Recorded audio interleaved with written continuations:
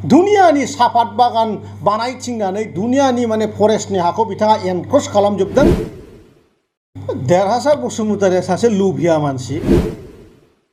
बिटिआरनि रायजोनि थाखाय दिनैनि दिना मोनसे गोदान खबर आरो मोननो थांगासिनो दङ। आंनि थाखायथ' दिनै जोबोद खुसिनि दिन। आंखौ दिनै मुसलपुर समस्तिनि रायजो राजाफ्रा आं जेरै लुगैदों, आं जेरै सानदों, रायजोआ आंनि सायाव गोजोननाय देखायदों। खिन्थु बिपिएफनि दैदेनगिरि अर्थात बिथांमोननि मुरब्बीनि थाखाय दिनै बिराद गाज्रि खबर।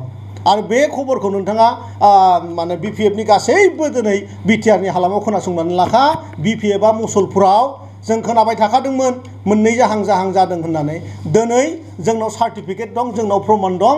दिनैनिफ्राय मुसलपुराव बिपिएफआ मोननै बाहागोआव खामानि मावगासिनो दङ।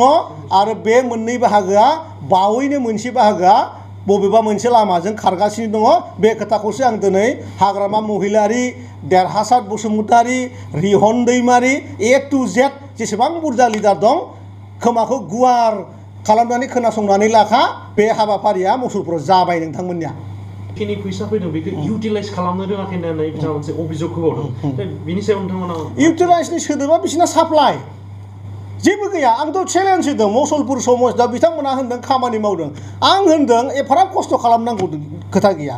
बिटिआरनि आंबो सासे एमसिएलए, आङो गाबोननो रिजाइन होगोन जुदिहे मुसलपुर समस्तियाव बबेबा गामियाव थिंजों लुजानाय न', पाक्काजों लुजानाय न', फ्ल'र लुनाय न' जुदि बेबायदि न' लुनानै देखायनो होयोबा, एथ'राब मेल मिटिं खालामनानै एथ'राब माने आथिं हमै हमै खुलुम मानसि लिंबाबो नोंसोर दिनै मानसि लाबोनो हाया, बेबायदि परिबेस जानायानो नङा। न' गंसे मोजां देखाय, अखानायैनो राकेशआ रिजाइन। मा बेसेबां खस्थ' खालामनांगौ दं? 17 बोसोर जुदि नोंसोर खामानि मावदोंमोनबा गाबोननो रिजाइन खालामगोन आं। बे एप्रिल दाननि गेजेराव एप्रिल टु मे बे मोननै मासनि गेजेराव जोङो 4,000 सेल्फ हेल्प ग्रुपनो 75,000 होनो थांगासिनो दङ। बेनि बादैबो पर्यायक्रमै जोंनाव जेसेबां रेजिस्टार जानाय सेल्फ हेल्प दङ, जोंनि सरकार थाजासिमाव जों गासैनोबो 75,000 थाखाखौ होनो थांगासिनो दङ। बे खोथाया पाक्का। बेवहाय हाग्रामाया खर' गरम जानांगौ खोथा गैया। आं हाग्रामाखौ मोनसे साजेसनसो खालामो, माने बाराद्राय दै लोंनायखौ गार। देहाया जोबोद गाज्रि जाबाय, भुगब बुला जाजोबथारबाय। मोजाङै था आरो सुस्थ' मस्थ' राजनिति खालाम। आं बुंखादों जे हाग्रामा महिलारि बिथाङा मुसलपुराव दावदै गला जानो फैगोन आरो गमामायैनो बिथाङा दावदै गलाखौ जानानै थांबाय। दा बाखि खोथाखौ हाग्रामायासो मिन्थिसिगोन। आं होनदोंमोन सोरबा सुबुङा आं मुसलपुर समस्तिनि बिपिएफ होननानै लानो हायोबा 100 जन जुदि बिदि मानसि जुदि ओंखारोबा आङो इउपिपिएल दोलोनिफ्रायनो रिजाइन होगोन होननानै बुंदोंमोन। खिन्थु गमामायैनो दिनै नुबाय सासेबो सुबुङा बेवहाय माने मुसलपुरनि गैया। दुनियानि बायजोनि मानसि लाबोथिंनानै बहा खाथि खालानि रायजो राजाखौ बुथुमनानै लाबोनानै बिथाङा मुसलपुर समस्तियाव जनानै आलाब साना बखिथिंगासिनो दङ। दा लासिंसिं बाथ्राया बेनो जे सासे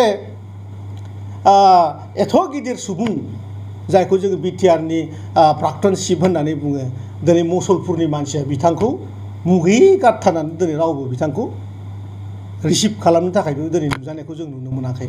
जों नायदोंमोन, जोंनि गोबां माने लिडारफ्रा गासैबो बे मिथिङावनो दंफानानै नायगासिनो दङ। सोरखौबा सिनायगौबा नाय खमैयो जोंनि 100 to 200 जोंनि जे इउपिपिएल लिडारफोर बेयावनो गसंजोबनानै बिथांमोनखौ नायगासिनो दङ। गासैबो जोङो बिथांखौ रिसिपसन खालामनायाव खुनु पद्धतिनि जों खमिनि दोनाखै। खिन्थु जों रावखौबो सिनायनो हायिया जोंनि थाखाय दुर्भाग्यजनक। बेखायनो हाग्रामा बिथांखौ मैया बुंदोंमोन आं, नोंथाङा बेवहाय दावदै गला जानो फैगोन आरो बेबायदि माने जखारगिरि एक्टिभिटिजों नोंथाङा आरो बिटिआराव फिन सासन खालामनो साननाय आरो गोहो बारायबोफिननो साननाय, बे साननायखौ आरो नोङो बे जिउआव आरो बेखौ नों गारदो। बे जानो हाला। आं बे खोथाखौ दिनै आरो फिन खेबसेबाव बिथांखौ दिनै रिपिट बे खोथाखौ बुंनाय जादों आरो आं जोबोद गोजोननाय मोन्दों। मुसलपुरनि रायजोखौ आं धन्यबाद होदों। दिनै आंनि खोथाखौ बिथांमोना लाखिदों। दिनै मोनसेबो गामिनिफ्राय रावबो सुबुङा दिनै बिथांजों दिनैनि मेलाव रावबो फैयाखै। देरहासार बसुमतारिया सासे लुभिया मानसि। बिथांनि जि केरेक्टार जों बयबो मिथिगौ। गोबां माने बिटिआरनि जेसेबां माने थाखा फैसानि हिसाब बे बिथांनावनो थायो।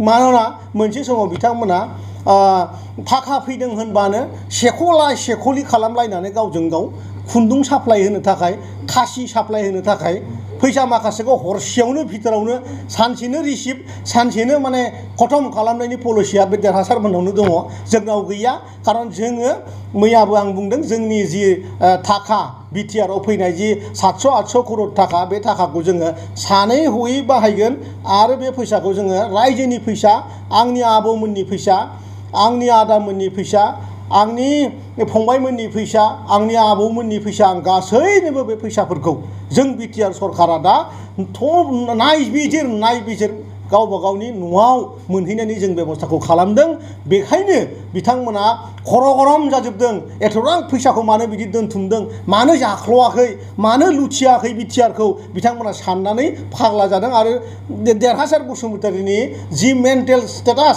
बे आसलते बे रोखोमनिनो एखेबारे निम्न थाखोनि लुबिया मानसि दुनियानि सापात बागान बानायथिंनानै दुनियानि माने फरेस्टनि हाखौ बिथाङा एनक्रच खालामजोबदों दाखालिनि एसेम्बलि हाउसाव बिथाङा बे खनसे खोथाखौ मानिनानै लादों जे बिथांनाव गोबां माने साहा बागान दङ साहा बागानखौ माने जों बावैनो बिथांनि साहा बागानखौ जों एनक्रच खालामनो थांगासिनो दं आरोखि